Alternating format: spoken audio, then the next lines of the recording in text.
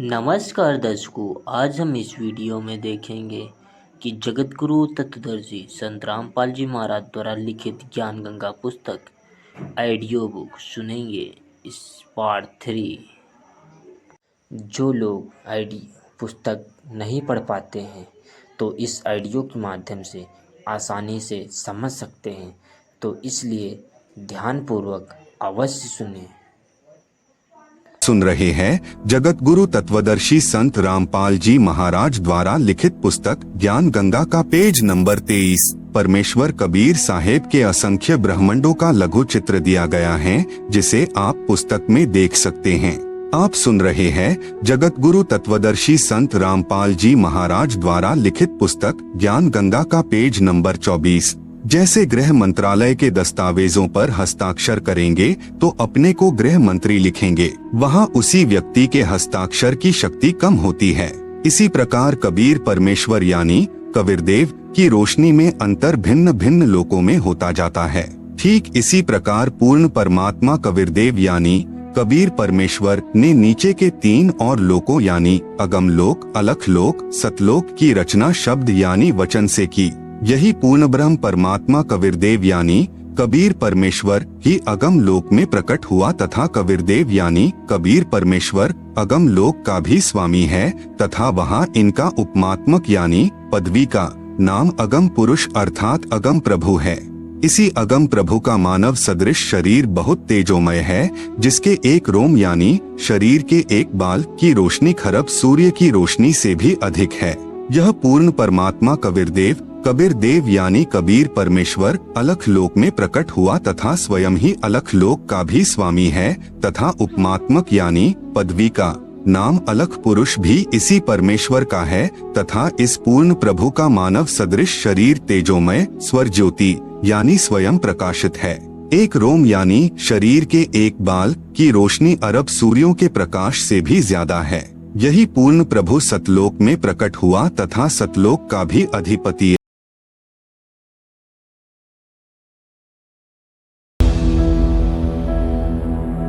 आप सुन रहे हैं जगत गुरु तत्वदर्शी संत रामपाल जी महाराज द्वारा लिखित पुस्तक ज्ञान गंगा का पेज नंबर 23। परमेश्वर कबीर साहेब के असंख्य ब्रह्मांडों का लघु चित्र दिया गया है, जिसे आप पुस्तक में देख सकते हैं।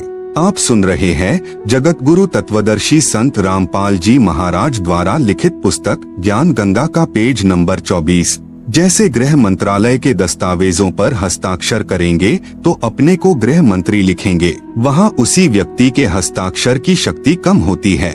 इसी प्रकार कबीर परमेश्वर यानी कबीरदेव की रोशनी में अंतर भिन्न भिन्न लोकों में होता जाता है।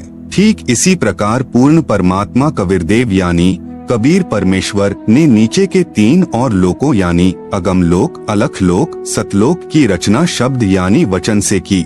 यही पूर्ण ब्रह्म परमात्मा कबीरदेव यानी कबीर परमेश्वर ही अगम लोक में प्रकट हुआ तथा कबीरदेव यानी कबीर परमेश्वर अगम लोक का भी स्वामी है तथा वहाँ इनका उपमात्मक यानी पदवी का नाम अगम पुरुष अर्थात अगम प्रभु है। इसी अगम प्रभु का मानव सदृश शरीर बहुत तेजोमय है, जिसके एक रोम यानी शरीर के एक बाल की रोशनी खरब सूर्य की रोशनी से भी अधिक है। यह पूर्ण परमात्मा कबीरदेव यानी कबीर परमेश्वर अलख लोक में प्रकट हुआ तथा स्वयं ही अलख लोक का भी स्वामी है तथा उपमात्मक यानी पदवी का नाम अलख पुरुष भी इसी परमेश्वर का है तथा इस पूर्ण प्रभु का मानव सदृश शरीर तेजोमय स्वर ज्योति यानी स्वयं प्रकाशित है। एक रोम यानी शरीर के एक बाल की रोशनी अरब सूर्यों के प्रकाश से भी ज्यादा है। यही पूर्ण प्रभु सतलोक में प्रकट हुआ तथा सतलोक का भी अधिपति यही है। इसलिए इसी का उपमात्मक यानी पदवी का नाम सतपुरुष यानी अविनाशी प्रभु है। इसी का नाम अकाल मूर्ति, शब्द स्वरूपी राम, पूर्ण ब्रह्म, परम अक्षर ब्रह्म आदि हैं। इसी सतपुरुष कबीरदेव यानी कबीर प्रभु का मानव सदृश शरीर तेजोमय है, जिसके एक रोम यानी शरीर के बाल का प्रकाश करोड़ सूर्यों तथा इतने ही चंद्रमाओं के प्रकाश से भी अधिक है। इस कबीरदेव यानी कबीर प्रभु ने सतपुरुष रूप में प्रकट होकर सतलोक में विराजमान होकर प्रथम सतलोक में अन्य रचना की। एक शब्द यानी वचन से 16 द्वीपों की रचना की। फिर 16 शब्दों से 16 पुत्रों की उत्पत्ति की। एक मानसरोवर की रचना की जिसमें अमृत भरा। 16 पुत्रों के नाम हैं नंबर 1 कूर्म, नंबर 2 ज्ञानी, नंबर 3 विवेक, नंबर 4 तेज, नंबर 5 सहज, नंबर 6 संतोष, नंबर 7 सुरति, नंबर 8 आनंद, नंबर 9 क्षमा, नंबर 10 निष्काम, नंबर 11 जलरंगी, नंबर 12 अचिंत, नंबर 13 प्रेम, नंबर 14 दयाल, नंबर 15 धैर्य, नंबर 16 योग संतायन अर्थात योगजीत। सत्पुरुष कबीरदेव ने अपने पुत्र अचिंत को सत्यलोक की अन्य रचना का भार सौंपा तथा शक्ति प्रदान की। अचिंत ने अक्षर पुरुष यानी परब्रह्म की शब्द से उत्पत्ति की तथा कहा कि मेरी मदद करना। अक्षर पुरुष स्नान करने मानसरोवर पर गया, वहाँ आनंद आया तथा सो गया। लंबे समय तक बाहर नहीं आया। आप सुन रहे हैं जगत गुरु तत्वदर्शी संत रामपाल जी महाराज द्वारा लिखित पुस्तक ज्ञान गंगा का पेज नंबर 25। तब अचिंत की प्रार्थना पर अक्षर पुरुष को नींद से जगाने के लिए कबीरदेव यानी कबीर परमेश्वर ने उसी मानसरोवर से कुछ अमृत जल लेकर एक अंडा बनाया तथा उस अंडे में एक आत्मा प्रवेश की तथा अंडे को मानसरोवर के अमृत जल में छोड़ा। अंडे की गड़गड़ाहट से अक्षर पुरुष की निंद्रा भंग हुई। उसने अंडे को क्रोध से देखा जिस कारण से अंडे के 2 भाग हो गए। उसमें से ज्योति निरंजन यानी क्षर पुरुष निकला जो आगे चलकर काल कहलाया। इसका वास्तविक नाम कैल है। तब सत्पुरुष यानी कबीरदेव ने आकाशवाणी की कि आप दोनों बाहर आओ तथा अचिंत के द्वीप में रहो। आज्ञा पाकर अक्षर पुरुष तथा अक्षर पुरुष यानी कैल दोनों अचिंत के द्वीप में रहने लगे। बच्चों की नालायकी उन्हीं को दिखाई कि कहीं फिर प्रभुता की तरफ न बन जाए, क्योंकि समर्थ बिन कार्य सफल नहीं होता। फिर पूर्ण धनी कबीरदेव ने सर्व रचना स्वयं की।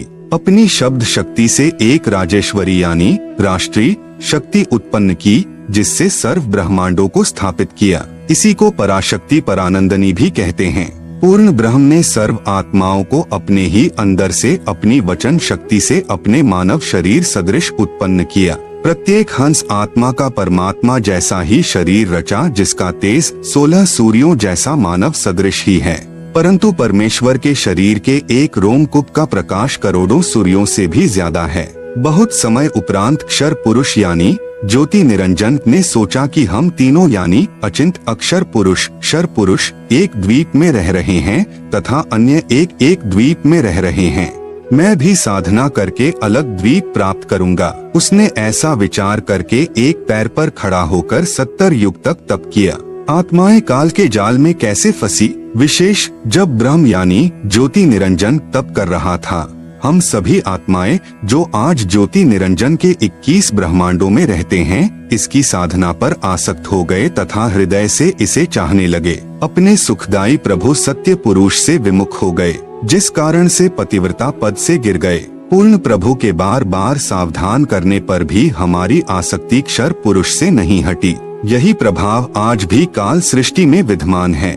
जैसे नौजवान बच्चे फिल्म स्टारों यानी अभिनेताओं तथा अभिनेत्रियों की बनावटी अदाओं तथा अपने रोजगार उद्देश्य से कर रहे भूमिका पर अति आसक्त हो जाते हैं, रोकने से नहीं रुकते। यदि कोई अभिनेता या अभिनेत्री निकटवर्ती शहर में आ जाए तो देखें उन नादान बच्चों की भीड़ केवल दर्शन करने के लिए बहु संख्या में एकत्रित हो जाती है।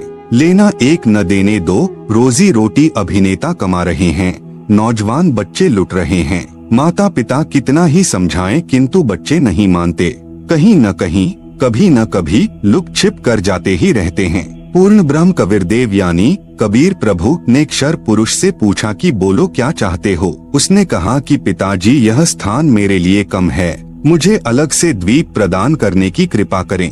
हक्का कबीर यानी सत कबीर ने उसे 21 ब्रह्मांड प्रदान कर दिए। कुछ समय उपरांत ज्योति निरंजन ने सोचा इसमें कुछ रचना करनी चाहिए। खाली ब्रह्मांड यानी लाट किस काम के, यह विचार कर 70 युग तप करके पूर्ण परमात्मा कबीरदेव यानी कबीर प्रभु से रचना सामग्री की याचना की। सत्पुरुष ने उसे 3 गुण तथा 5 तत्व प्रदान कर दिए, जिससे ब्रह्म यानी ज्योति निरंजन ने अपने ब्रह्मांडों में कुछ रचना की। आप सुन रहे हैं जगत गुरु तत्वदर्शी संत रामपाल जी महाराज द्वारा लिखित पुस्तक ज्ञान गंगा का पेज नंबर 26। फिर सोचा कि इसमें जीव भी होने चाहिए, अकेले का दिल नहीं लगता। यह विचार करके 64 युग तक फिर तप किया। पूर्ण परमात्मा कबीर देव के पूछने पर बताया कि मुझे कुछ आत्मा दे दो, मेरा अकेले का दिल नहीं लग रहा। तब सत्पुरुष कबीर अग्नि यानी कबीर परमेश्वर ने कहा कि ब्रह्म तेरे तप के प्रतिफल में मैं तुझे और ब्रह्मांड दे सकता हूँ, परंतु मेरी आत्माओं को किसी भी जप तप साधना के फल रूप में नहीं दे सकता। हाँ, यदि कोई स्वेच्छा से तेरे साथ जाना चाहे तो वह जा सकता है। युवा कबीर यानी समर्थ कबीर के वचन सुनकर ज्योति निरंजन हमारे पास आया। हम सभी हंस आत्मा पहले से ही उस पर आसक्त थे। हम उसे चारों तरफ से घेर कर खड़े हो गए। ज्योति निरंजन ने कहा कि मैंने पिताजी से अलग 21 ब्रह्मांड प्राप्त किए हैं, वहाँ नाना प्रकार के रमणीय स्थल बनाए हैं, क्या आप मेरे साथ चलोगे? हम सभी हंसों ने, जो आज 21 ब्रह्मांडों में परेशान हैं, कहा कि हम तैयार हैं, यदि पिताजी आज्ञा दें। तब क्षर पुरुष पूर्ण ब्रह्म महान कबीर यानी समर्थ कबीर प्रभु के पास गया तथा सर्व वार्ता कही। तब कबीर अग्नि यानी कबीर परमेश्वर ने कहा कि मेरे सामने स्वीकृति देने वाले को आज्ञा दूंगा। क्षर पुरुष तथा परम अक्षर पुरुष यानी कबीर मितौजा यानी कबीर अमित औजा यानी जिसकी शक्ति का कोई वार नहीं, वह कबीर, दोनों हम सभी हंसात्माओं के पास आए। सत कबीर देव ने कहा कि जो हंस आत्मा ब्रह्म के साथ जाना चाहता है, हाथ ऊपर करके स्वीकृति दे। अपने पिता के सामने किसी की हिम्मत नहीं हुई, किसी ने स्वीकृति नहीं दी। बहुत समय तक सन्नाटा छाया रहा। तत्पश्चात एक हंस आत्मा ने साहस किया तथा कहा कि पिताजी मैं जाना चाहता हूँ। फिर तो उसकी देखा देखी, जो आज काल यानी ब्रह्म के 21 ब्रह्मांडों में फंसी हैं, हम सभी आत्माओं ने स्वीकृति दे दी। परमेश्वर कबीर जी ने ज्योति निरंजन से कहा कि आप अपने स्थान पर जाओ। जिन्होंने तेरे साथ जाने की स्वीकृति दी है, मैं उन सर्वहंस आत्माओं को आपके पास भेज दूंगा। ज्योति निरंजन अपने 21 ब्रह्मांडों में चला गया। उस समय तक यह 21 ब्रह्मांड सतलोक में ही थे। तत्पश्चात पूर्ण ब्रह्म ने सर्वप्रथम स्वीकृति देने वाले हंस को लड़की का रूप दिया, परंतु स्त्री इंद्री नहीं रची तथा सर्व आत्माओं को जिन्होंने ज्योति निरंजन यानी ब्रह्म के साथ जाने की सहमति दी थी, उस लड़की के शरीर में प्रवेश कर दिया तथा उसका नाम आष्ट्रा यानी आदि माया प्रकृति देवी दुर्गा पड़ा तथा सत्य पुरुष ने कहा कि पुत्री मैंने तेरे को शब्द शक्ति प्रदान कर दी है, जितने जीव ब्रह्म कहे आप उत्पन्न कर देना। पूर्ण ब्रह्म कबीर देव यानी कबीर साहेब अपने पुत्र सहज दास के द्वारा प्रकृति को क्षर पुरुष के पास भिजवा दिया। सहज दास जी ने ज्योति निरंजन को बताया कि पिताजी ने इस बहन के शरीर में उन सर्व आत्माओं को प्रवेश कर दिया है, जिन्होंने आपके साथ जाने की सहमति व्यक्त की थी तथा इसको पिताजी ने वचन शक्ति प्रदान की है।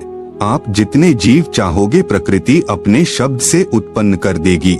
यह कहकर सहजदास वापस अपने द्वीप में आ गया। युवा होने के कारण लड़की का रंगरूप निखरा हुआ था। ब्रह्म के अंदर विषय वासना उत्पन्न हो गई तथा प्रकृति देवी के साथ अभद्र गति विधि प्रारंभ की। आप सुन रहे हैं जगत गुरु तत्वदर्शी संत रामपाल जी महाराज द्वारा लिखित पुस्तक ज्ञान गंगा का पेज नंबर 27। तब दुर्गा ने कहा कि ज्योति निरंजन मेरे पास पिताजी की प्रदान की हुई शब्द शक्ति है। आप जितने प्राणी कहोगे मैं वचन से उत्पन्न कर दूंगी। आप मैथुन परंपरा शुरू मत करो। आप भी उसी पिता के शब्द से अंडे से उत्पन्न हुए हो तथा मैं भी उसी परमपिता के वचन से ही बाद में उत्पन्न हुई हूँ।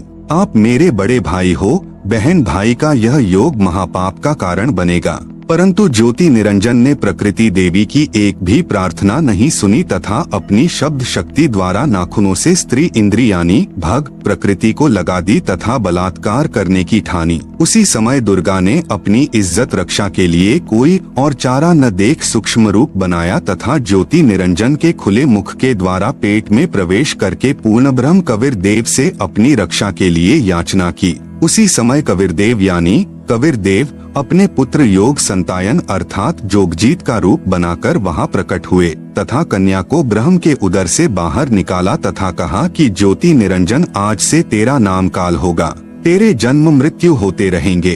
इसीलिए तेरा नाम क्षर पुरुष होगा तथा 1,00,000 मानव शरीरधारी प्राणियों को प्रतिदिन खाया करेगा व 1,25,00,000 उत्पन्न किया करेगा। आप दोनों को 21 ब्रह्मांड सहित निष्कासित किया जाता है। इतना कहते ही 21 ब्रह्मांड विमान की तरह चल पड़े। सहज दास के द्वीप के पास से होते हुए सतलोक से 16 शंख कोस यानी एक कोस लगभग 3 किलोमीटर का होता है की दूरी पर आकर रुक गए। विशेष विवरण। अब तक 3 शक्तियों का विवरण आया है। नंबर 1, पूर्ण ब्रह्म, जिसे अन्य उपमात्मक नामों से भी जाना जाता है, जैसे सतपुरुष, अकाल पुरुष, शब्द स्वरूपी राम, परम अक्षर ब्रह्म पुरुष आदि।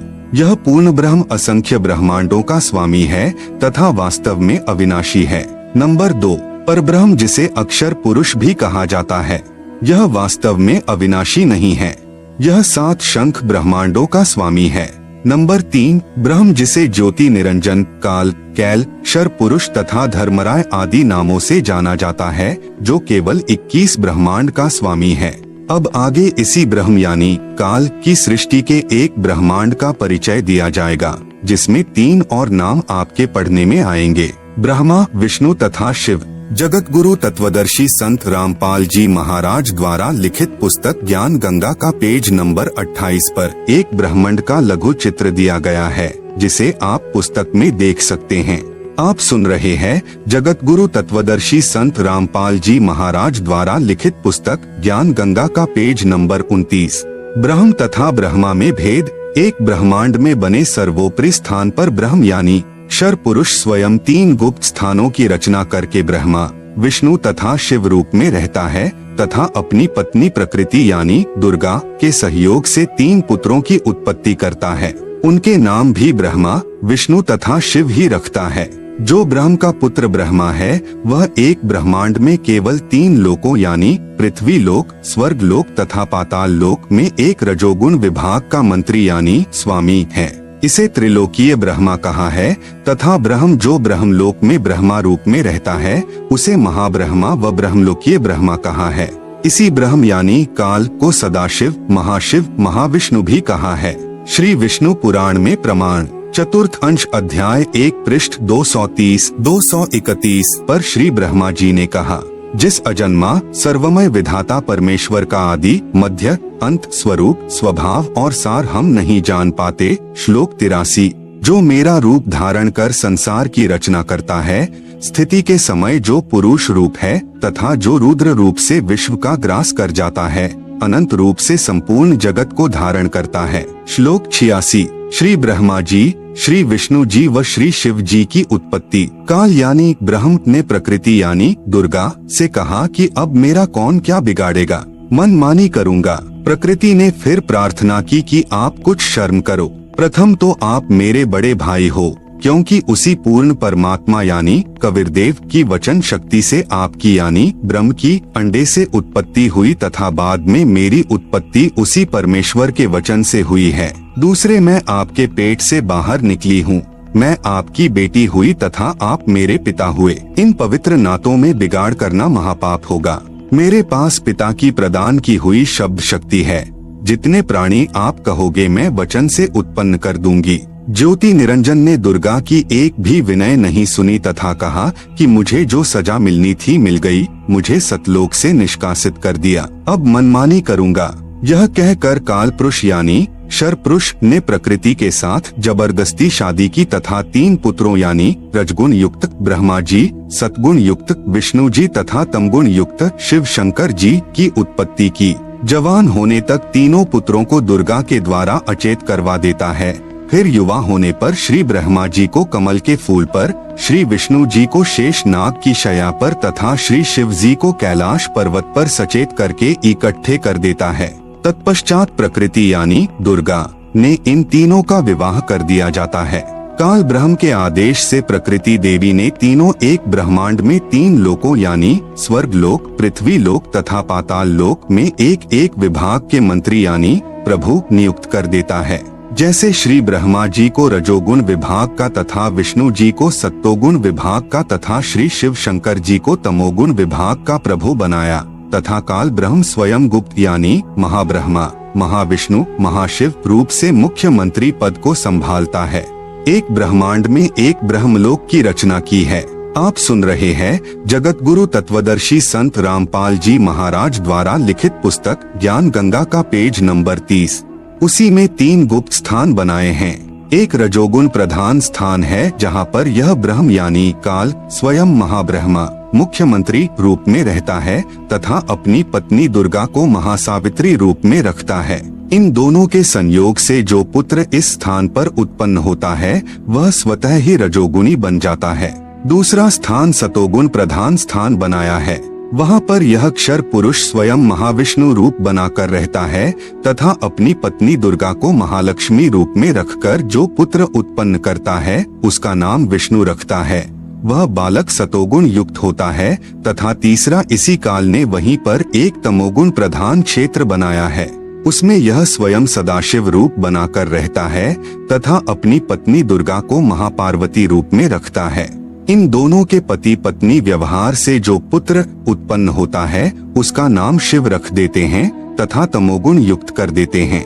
प्रमाण के लिए देखें पवित्र श्री शिव महापुराण विधवेश्वर संहिता पृष्ठ 24-26 जिसमें ब्रह्मा विष्णु रुद्र तथा महेश्वर से अन्य सदाशिव है तथा रुद्र संहिता अध्याय 6 तथा 7-9 पृष्ठ नंबर 100 से 105 तथा 110 पर अनुवाद करता श्री हनुमान प्रसाद पोद्दार गीता प्रेस गोरखपुर से प्रकाशित तथा पवित्र श्रीमद् देवी महापुराण तीसरा स्कंद अध्याय 1 से 5 पृष्ठ नंबर 114 से 123 तक गीता प्रेस गोरखपुर से प्रकाशित। अनुवादक श्री हनुमान प्रसाद पोद्दार चिमन लाल गोस्वामी। फिर इन्हीं को धोखे में रखकर अपने खाने के लिए जीवों की उत्पत्ति श्री ब्रह्मा जी द्वारा तथा स्थिति एक दूसरे को मोह ममता में रखकर काल जाल में रखना श्री विष्णु जी से तथा सहार क्योंकि काल पुरुष को शापवश 1 लाख मानव शरीर धारी प्राणियों के सूक्ष्म शरीर से मैल निकाल कर खाना होता है। उसके लिए 21वें ब्रह्मांड में एक तप्त शिला है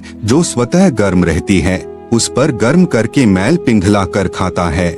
जीव मरते नहीं परंतु कष्ट असहनीय होता है। फिर प्राणियों को कर्म आधार पर अन्य शरीर प्रदान करता है। श्री शिव जी द्वारा करवाता है। जैसे किसी मकान में 3 कमरे बने हों, एक कमरे में अश्लील चित्र लगे हों, उस कमरे में जाते ही मन में वैसे ही मलिन विचार उत्पन्न हो जाते हैं। दूसरे कमरे में साधु संतों भक्तों के चित्र लगे हों तो मन में अच्छे विचार प्रभु का चिंतन ही बना रहता है। तीसरे कमरे में देश भक्तों व शहीदों के चित्र लगे हों तो मन में वैसे ही जोशीले विचार उत्पन्न हो जाते हैं। ठीक इसी प्रकार ब्रह्म यानी काल ने अपनी सूझबूझ से उपरोक्त तीनों गुण प्रधान स्थानों की रचना की हुई है। तीनों गुण क्या हैं? प्रमाण सहित तीनों गुण रजगुण ब्रह्मा जी, सतगुण विष्णु जी, तमगुण शिव जी हैं। ब्रह्म यानी काल तथा प्रकृति यानी दुर्गा से उत्पन्न हुए हैं तथा तीनों नाशवान हैं। प्रमाण गीता प्रेस गोरखपुर से प्रकाशित श्री शिव महापुराण जिसके संपादक हैं श्री हनुमान प्रसाद पोद्दार पृष्ठ संख्या 24 से 26 विधवेश्वर संहिता तथा पृष्ठ 110 अध्याय 9 रुद्र संहिता। इस प्रकार ब्रह्मा विष्णु तथा शिव तीनों देवताओं में गुण हैं परंतु शिव यानी ब्रह्म काल गुणातीत कहा गया है। आप सुन रहे हैं जगत गुरु तत्वदर्शी संत रामपाल जी महाराज द्वारा लिखित पुस्तक ज्ञान गंगा का पेज नंबर 31। दूसरा प्रमाण गीता प्रेस गोरखपुर से प्रकाशित श्रीमद् देवी भागवत पुराण जिसके संपादक हैं श्री हनुमान प्रसाद पोद्दार चिमन लाल गोस्वामी। तीसरा स्कंद अध्याय 5 पृष्ठ 123। भगवान विष्णु ने दुर्गा की स्तुति की, कहा कि मैं यानी विष्णु ब्रह्मा तथा शंकर तुम्हारी कृपा से विद्यमान हैं। हमारा तो आविर्भाव यानी जन्म तथा तिरोभाव यानी मृत्यु होती है। हम नित्य यानी अविनाशी नहीं हैं। तुम ही नित्य हो, जगत जननी हो, प्रकृति और सनातनी देवी हो। भगवान शंकर ने कहा, यदि भगवान ब्रह्मा तथा भगवान विष्णु तुम ही से उत्पन्न हुए हैं तो उनके बाद उत्पन्न होने वाला मैं तमोगुणी लीला करने वाला शंकर क्या तुम्हारी संतान नहीं हुआ? अर्थात मुझे भी उत्पन्न करने वाली तुम ही हो। इस संसार की सृष्टि स्थिति संहार में तुम्हारे गुण सदा सर्वदा हैं। इन्हीं तीनों गुणों से उत्पन्न हम ब्रह्मा विष्णु तथा शंकर नियमानुसार कार्य में तत्पर रहते हैं। उपरोक्त यह विवरण केवल हिंदी में अनुवादित श्री देवी महापुराण से है जिसमें कुछ तथ्यों को छुपाया गया है। इसलिए यही प्रमाण देखें श्रीमद्देवी भागवत महापुराण सभाष्टिकम संहात्यम, खेमराज श्री कृष्ण दास प्रकाशन मुंबई। इसमें संस्कृत सहित हिंदी अनुवाद किया है। तीसरा स्कंद अध्याय 4 पृष्ठ 10 श्लोक 42। ब्रह्मा अहम ईश्वरः फिलते प्रभावात् सर्वे वयम जनियुता न यदा तु नित्याः के अन्ये सुराः शतमख प्रमुखाः च नित्या नित्या त्वमेव जननी प्रकृतिः पुराणा। हिंदी अनुवाद। हे मात ब्रह्मा, मैं तथा शिव तुम्हारे ही प्रभाव से जन्मवान हैं, नित्य नहीं हैं, अर्थात हम अविनाशी नहीं हैं। फिर अन्य इंद्रादि दूसरे देवता किस प्रकार नित्य हो सकते हैं? तुम ही अविनाशी हो, प्रकृति तथा सनातनी देवी हो। पृष्ठ 11-12 अध्याय 5 श्लोक 8। यदि दयार्ग्रमना न सदाम्बिके कथमेहम विहितः च तमोगुणः कमलजश्च रजोगुण संभवः सुविहितः किमु सत्वगुणो हरियः। अनुवाद। भगवान शंकर बोले, हे मात, यदि हमारे ऊपर आप दयायुक्त हो तो मुझे तमोगुण क्यों बनाया? कमल से उत्पन्न ब्रह्मा को रजोगुण किस लिए बनाया तथा विष्णु को सतगुण क्यों बनाया? अर्थात जीवों के जन्म मृत्यु रूपी दुष्कर्म में क्यों लगाया? श्लोक 12। रमे से स्वप्तिम पुरुषम सदा तव गतिम न ही वह विद्म शिवे। हिंदी। अपने पति पुरुष अर्थात काल भगवान के साथ सदा भोग विलास करती रहती हो, आपकी गति कोई नहीं जानता।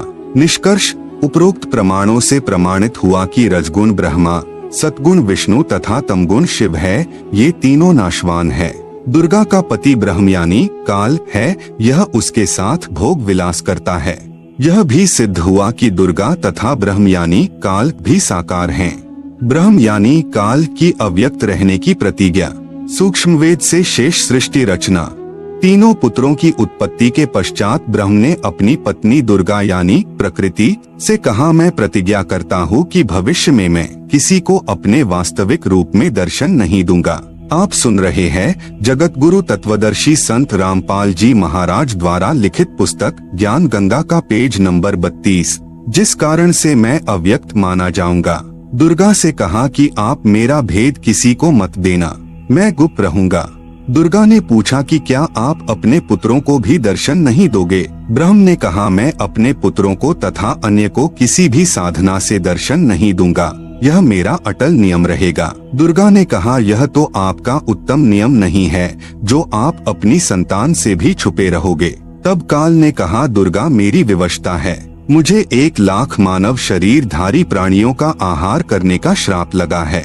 यदि मेरे पुत्रों यानी ब्रह्मा, विष्णु, महेश को पता लग गया तो ये उत्पत्ति, स्थिति तथा संहार का कार्य नहीं करेंगे।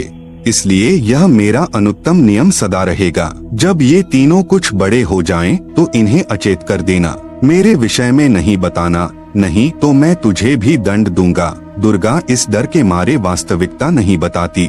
प्रमाण। इसीलिए गीता अध्याय 7 श्लोक 24 में कहा है कि यह बुद्धिहीन जन समुदाय मेरे अनुत्तम नियम से अपरिचित हैं कि मैं कभी भी किसी के सामने प्रकट नहीं होता, अपनी योग माया से छुपा रहता हूँ। इसलिए मुझ अव्यक्त को मनुष्य रूप में आया हुआ अर्थात कृष्ण मानते हैं।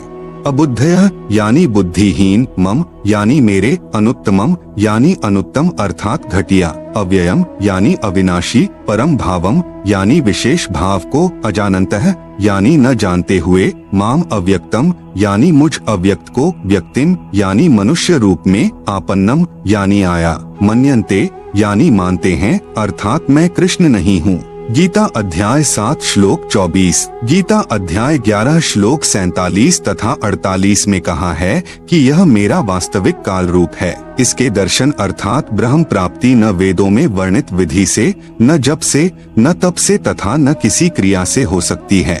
जब तीनों बच्चे युवा हो गए तब माता भवानी यानी प्रकृति अष्टंगी ने कहा कि तुम सागर मंथन करो। प्रथम बार सागर मंथन किया तो ज्योति निरंजन ने अपने श्वासों द्वारा 4 वेद उत्पन्न किए।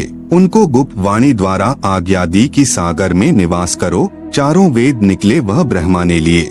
वस्तु लेकर तीनों बच्चे माता के पास आए तब माता ने कहा कि 4 वेदों को ब्रह्मा रखे व पढ़े। नोट। वास्तव में पूर्ण ब्रह्म ने ब्रह्म अर्थात काल को 5 वेद प्रदान किए थे, लेकिन ब्रह्म ने केवल 4 वेदों को प्रकट किया, 5वां वेद छुपा दिया, जो पूर्ण परमात्मा ने स्वयं प्रकट होकर कबीरगिरभी अर्थात कबीरवाणी यानी कबीर वाणी द्वारा लोकोक्तियों व दोहों के माध्यम से प्रकट किया है।